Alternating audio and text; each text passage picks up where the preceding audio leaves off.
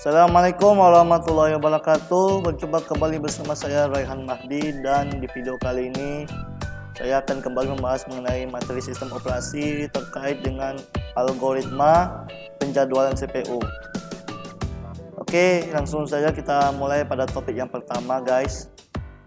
Nah, jadi penjadwalan CPU itu adalah sebuah permasalahan di mana kita akan menentukan proses di mana pada ready queue itu mulai bekerjanya suatu sistem yang dialokasikan ke CPU. Nah, jadi terdapat beberapa algoritma penjadwalan CPU. Di antaranya ada algoritma penjadwalan first come first serve atau disingkat FCFS. Kemudian yang kedua yaitu algoritma penjadwalan shortest job first. Ini dibagi menjadi dua macam, yaitu SJF non-preemptive dan juga SJF preemptive. Kemudian yang ketiga yaitu algoritma penjadwalan priority scheduling atau penjadwalan prioritas. Kemudian yang keempat yaitu penjadwalan round robin, di mana ini terbagi menjadi tiga macam lagi, yaitu ada FCFS, SJF non-preemptive, dan SJF preemptive. Itu maksudnya preemptive ya, yang nomor 3 ini agak typo sedikit. Penjadwalan CPU. Setiap algoritma diukur turnaround time dan waiting time untuk membandingkan performasi dengan algoritma lain. Jadi di situ around time itu ya waktu kedatangan, dan waiting time itu untuk menunggu bergiliran. Di sini maksudnya turn around nih, menunggu giliran, sedangkan waiting time itu menunggu. Nah, jadi kegunaannya mengukur turn around time dan waiting time ini digunakan Gantt chart. Nah, nanti pembahasannya akan dijelaskan ya. Lalu CPU time atau burst time membutuhkan semua proses diasumsikan diketahui. Arrival time untuk setiap proses pada ready queue diasumsikan ya. Oke, sekarang saya akan membahas tiga macam algoritma penjadwalan CPU. Yang pertama kita mulai dari first come first serve terlebih dahulu. Nah, jadi istilah FCFS ini adalah proses yang pertama kali meminta jeda waktu. Ya, yang pertama kali masuk ke dalam sistem, kemudian yang pertama datang itu akan langsung dilayani terlebih dahulu. Jadi sesuai dengan maknanya first come first serve. Artinya yang pertama datang dilayani duluan. Dan rata-rata waktu tunggu average waiting time ini cukup tinggi. Nah, kita lihat contoh pada tabel berikut. Ini adalah tabel proses. P1 memiliki arrival time sebanyak 0 dengan burst time. Burst time ini waktu prosesnya selama 12. Kemudian P2 arrival time-nya di waktu yang kedua, kemudian burst time-nya 8. P3 arrival time-nya 3, burst time-nya 5. P4 arrival-nya 5, burst time-nya 2. Dan P5 arrival time-nya 9, burst time-nya 1. Kita gambarkan ke dalam grafik Gantt chart. Jadi seperti ini ya guys, gambar Gantt chart-nya. Nah, jadi P1 ini ada di waktu yang ke 0. Jadi ini P1 ini masuk duluan. Dia akan langsung diproses karena tadi burst time-nya ada 12. Jadi dia akan diproses sampai waktu yang ke-12. Sementara P1 sedang diproses, P2 sudah masuk ke antrian pada detik yang kedua. Kemudian P3 masuk pada detik yang ketiga, P4 masuk pada detik yang kelima, dan P5 masuk pada waktu yang ke-9. Nah, jadi ini masih mengantre saat P1 sedang diproses. Begitu selesai di detik yang ke-12, maka P2 ini akan langsung diproses karena P2 ini lebih dahulu daripada proses-proses sebelumnya. Sedangkan P3, P4, dan P5 masih menunggu bergiliran. Jadi dia, itulah tadi, first come first serve ini dia antrian di dalam satu lobby. Jadi P2 yang duluan datang, itulah dia yang diproses duluan ya. Karena dia burstemnya sebanyak 8, maka P2 ini diproses sampai waktu yang ke-20. Kemudian P2 selesai ya di detik ke-20 dan selanjutnya P3 masuk untuk diproses. P4 dan P5 sedang menunggu. P3 ini bekerja. Nah, jadi P3 ini membutuhkan waktu burst time-nya sebanyak 5 detik. Ya, jadi waktu yang ke-20 sampai ke-25 ini adalah waktu prosesnya untuk P3. Setelah selesai, maka P4 langsung dieksekusi sebanyak 2 waktuan, 2 second ya. Artinya 2 detik ya. Nah, jadi P4 diproses sampai detik yang ke-27 dan tinggal satu lagi P5 yang belum dieksekusi, akhirnya langsung dieksekusi di detik yang ke-27. Karena dia 1 detik maka dia selesai di waktu yang ke-28. Nah, jadi kurang lebih seperti itulah cara kerja FCFS ini. Kita lihat waktu tunggu untuk masing-masing proses. Karena P1 ini masuk ke antrian pada waktu yang ke-0, maka ya tidak ada nilai ya, tidak ada waktu tunggu. Langsung aja diproses. Nah, untuk yang P2 karena dia diproses pada waktu yang ke-12 sedangkan waktu tunggunya ada di waktu yang kedua, maka 12 dikurang 2 sama dengan 10. Jadi P2 ini waktu tunggunya sebanyak 10 detik. Lalu untuk P3 diproses pada waktu yang ke-20. Sedangkan P3 masuk ke antrian pada waktu yang ketiga. Artinya yang ini 20 dikali kurang 3 sama dengan 17. P4 diproses pada waktu yang ke-25 dan masuk ke antrian pada waktu yang kelima. Artinya 25 dikurang 5 sama dengan 20. Kemudian P5 dia diproses pada waktu yang ke-27 dan dia masuk ke antrian pada waktu yang ke-9. Sehingga 27 kurang 9 sama dengan 18. Apabila kita jumlahkan semua waktu tunggu ini, totalnya adalah 65. Dibagi 5 proses, ya rata-rata waktu tunggunya yaitu 13 satuan waktu. Sekarang kita beralih ke shortest job first non-preemptive. Nah, ini apabila proses yang datang memiliki arrival time yang sama, maka yang akan dilayani duluan adalah burst time yang memiliki waktu proses yang lebih kecil. Nah, kita gambarkan dia pada grafik Gantt chart. Nah, jadi P1 ini sudah masuk ke antrian pada waktu yang ke-0. P1 ini langsung diproses sampai detik yang ke-12. Sedangkan P2 dengan nilai burst time-nya 8 masuk ke antrian. P2 masuk ke antrian pada waktu yang kedua.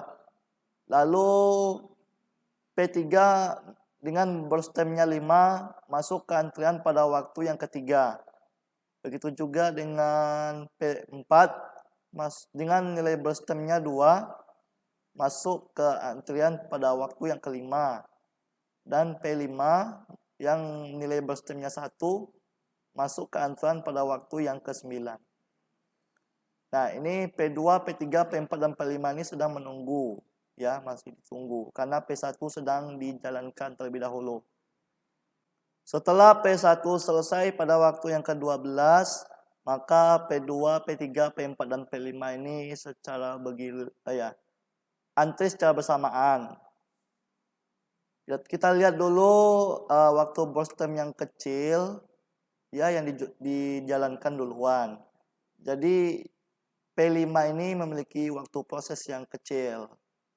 Sehingga P5 ini dijalankan duluan. Nah, sampai waktu yang ke-13 P5 sudah selesai. Setelah itu P4 dengan nilai burst time-nya 2 dijalankan terlebih dahulu daripada P2 dan P3 karena dia nilai burstemnya besar. P4 dijalankan selama 2 waktu sampai detik yang ke-15. Setelah itu P3 dijalankan duluan ya. Karena dia burstemnya 5 ya. Maka P3 dijalankan dari detik yang ke-15 sampai ke-20. Dan sisanya P2 dengan nilai burstemnya 8 itu terakhir yang dieksekusi sampai habis waktunya di waktu yang ke-28. Nah, kita lihat waktu tunggu. P1 dia langsung diproses saja ya. Karena dia masuk ke antrian pada waktu yang ke-0. Lalu P2 diproses pada waktu yang ke-20. Sedangkan P2 masuk ke antrian pada waktu yang kedua. Maka 20 dikurang 2 sama dengan 18. P3 dijalankan di waktu yang ke-15 dan masuk ke antrian pada waktu yang ketiga. Jadi 15 kurang 3 sama dengan 12. Lalu P4 diproses pada waktu yang ke-13 dan masuk ke antrian pada waktu yang ke-5. Sehingga 13 kurang 5 sama dengan 8. Lalu P5 dijalankan pada waktu yang ke-12 dan masuk ke antrian pada waktu yang ke-9. Sehingga waktu tunggunya cuma 3 detik ya.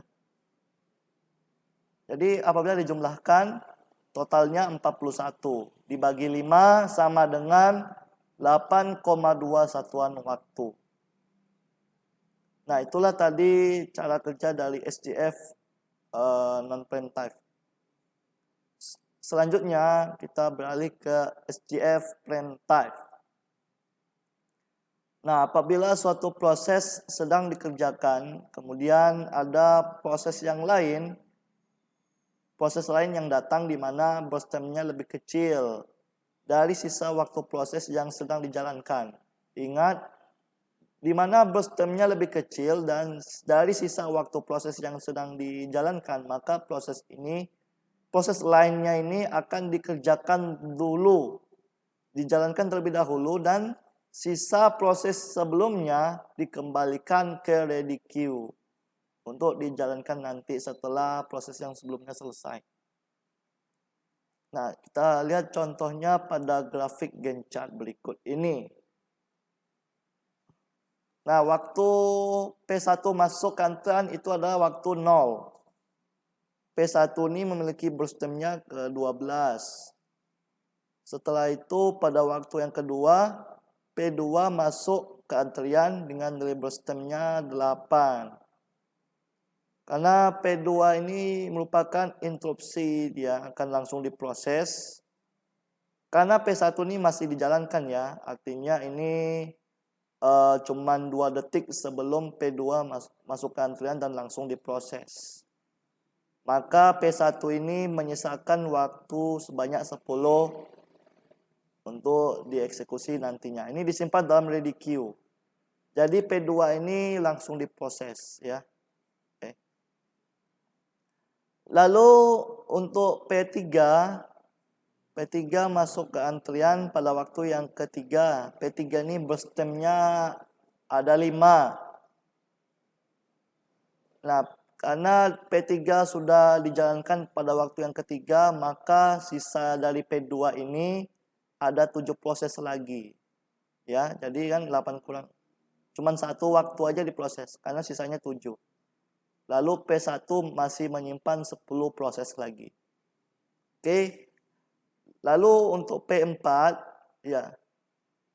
P4 masuk ke antrian pada waktu yang ke-5. Ya. Sehingga P3 ini cuma memproses sebanyak 2 detik saja dan masih menyimpan 3 proses lagi untuk P3. Lalu P2 masih menyimpan ya dengan nilai 7 dan P1 masih ada 10. Setelah itu P3. Karena P4 ini selesai dikerjakan karena waktu prosesnya cuma 2 detik, maka pada waktu yang ke-7 P3 ini langsung memproses sisanya. Nah, jadi P3 ini ada 3 proses dieksekusi, sedangkan P2 dan P1 masih disimpan di ready queue. Nah, setelah itu P9 masuk ke antrian dengan P5 ya, dengan nilai burstemnya 1. Maka sisa dari P3 ini ada satu proses lagi yang belum selesai. Nah, P5 ini diproses pada waktu yang ke-10. Oh ya, P5 ini dia masuk ke antrian. Dan P3 masih menyisakan satu proses lagi pada waktu yang ke-9. Setelah itu P5 dengan nilai brostemnya 1 langsung diproses sampai waktu yang ke-11.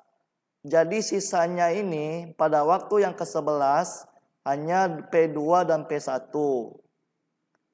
Nah, P2 ini brostemnya lebih kecil sehingga P2 yang dijalankan terlebih dahulu. Dan P2 ini diproses sampai waktu yang ke-18 karena brostemnya 7. Setelah itu tinggal menyisakan proses untuk P1. Masih ada 10 proses lagi dan selesai pada waktu yang ke-28. Sehingga apabila kita hitung rata-rata waktu tunggu untuk masing-masing proses, nah P1 ini masuk ke antrian pada waktu 0. Nah jadi prosesnya 2 kali ya. Ada di waktu yang ke-18, kemudian di waktu yang kedua. Oh ya, masuk ke antrian di ready queue-nya ini. Jadi 18 kurang 2 sama dengan 16. Setelah itu P2. P2 diproses pada waktu yang ke-11. Lalu P2 masuk ke antrian pada waktu yang ketiga. Lalu P3 masuk ke antrian pada waktu yang ke-7 dan diproses pada waktu yang ke-5. Sehingga waktu prosesnya 2. Kemudian P4 masuk ke antrian pada waktu yang ke-5 dan diproses pada waktu yang ke-5 juga. Jadi tidak ada waktu tunggu alias 0. Kemudian P5 masuk ke antrian pada waktu yang ke-10 dan P5 diproses pada waktu yang ke-10 dan masuk ke antrian pada waktu yang ke-9.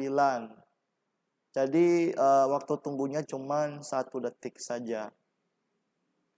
Apabila kita jumlahkan ke semua proses ini, maka hasilnya 27 dibagi 5 sama dengan 5,4 satuan waktu. Nah, jadi dari ketiga proses algoritma penjadwalan CPU tersebut, antara algoritma FCFS, SJF non-preemptive, dan SJF preemptive, maka untuk rata-rata waktu tunggu yang kecil ada di SJF preemptive. Karena dia memakan waktu tunggu rata-rata sebanyak 5,4 satuan waktu. Jadi ini adalah waktu proses yang sangat singkat ya. Oke, jadi begitulah pembahasan materi tentang algoritma penjadwalan CPU yang sudah saya sampaikan barusan. Sekali lagi saya ingin mengucapkan terima kasih buat teman-teman yang sudah menonton. Dan jangan lupa untuk tetap selalu like, komen, dan subscribe di YouTube channel saya, Raihan Real Boy. Kita berjumpa lagi di video-video selanjutnya. Saya Raihan Mahdi pamit. Assalamualaikum warahmatullahi wabarakatuh.